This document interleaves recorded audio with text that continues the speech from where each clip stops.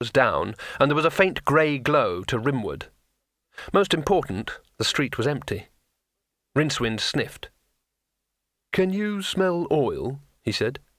Then Withel stepped out of the shadows and tripped him up. At the top of the cellar steps, Broadman knelt down and fumbled in his tinderbox. It turned out to be damp. "I'll kill that bloody cat," he muttered, and groped for the spare box that was normally on the ledge by the door. It was missing. Broadman said a bad word. A lighted taper appeared in mid-air right beside him. "Here, take this." "Thanks," said Broadman. "Don't mention it." Broadman went to throw the taper down the steps. His hand paused in mid-air. He looked at the taper, his brow furrowing. Then he turned around and held the taper up to illuminate the scene. It didn't shed much light, but it did give the darkness a shape. "Oh, no," he breathed. "But yes," said Death. Rincewind rolled. For a moment he thought Withel was going to spit him where he lay, but it was worse than that. He was waiting for him to get up. "I see you have a sword, wizard," he said quietly.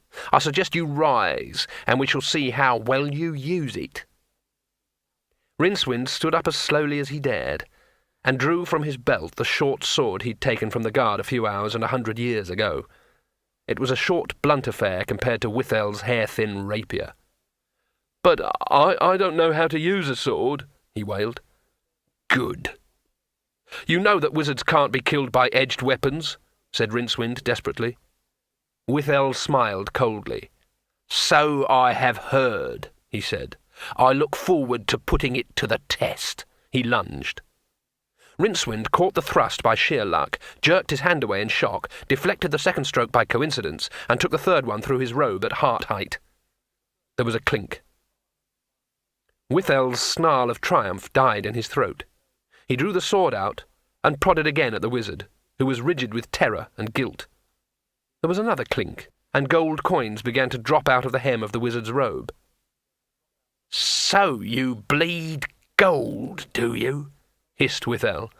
"But have you got gold concealed in that raggedy beard, you little—" As his sword went back for his final sweep, the sullen glow that had been growing in the doorway of the broken drum flickered, dimmed, and erupted into a roaring fireball that sent the walls billowing outward and carried the roof 100 feet into the air before bursting through it in a gout of red-hot tiles.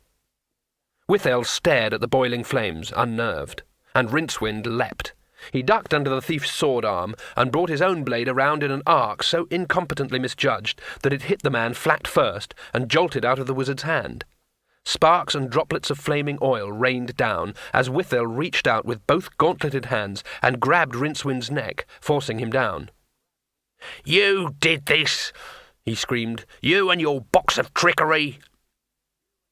His thumb found Rincewind's windpipe. "This is it," the wizard thought. "Wherever I'm going, it can't be worse than here." "Excuse me," said Two-Flower. Rincewind felt the grip lessen. And now Withel was slowly getting up, a look of absolute hatred on his face.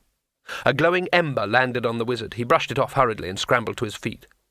Two-Flower was behind Withel, holding the man's own needle-sharp sword with the point resting in the small of the thief's back.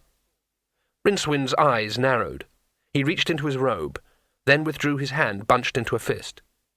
"Don't move," he said. "Am I doing this right?" asked Two-Flower anxiously. "He says he'll skewer your liver if you move," Rincewind translated freely. "I doubt it," said Withel. "Bet?" "No." As Withel teased himself to turn on the tourist, Rincewind lashed out and caught the thief on the jaw. Withel stared at him in amazement for a moment, and then quietly toppled into the mud. The wizard uncurled his stinging fist, and the roll of gold coins slipped between his throbbing fingers. He looked down at the recumbent thief. "Good grief," he gasped. He looked up and yelled as another ember landed on his neck.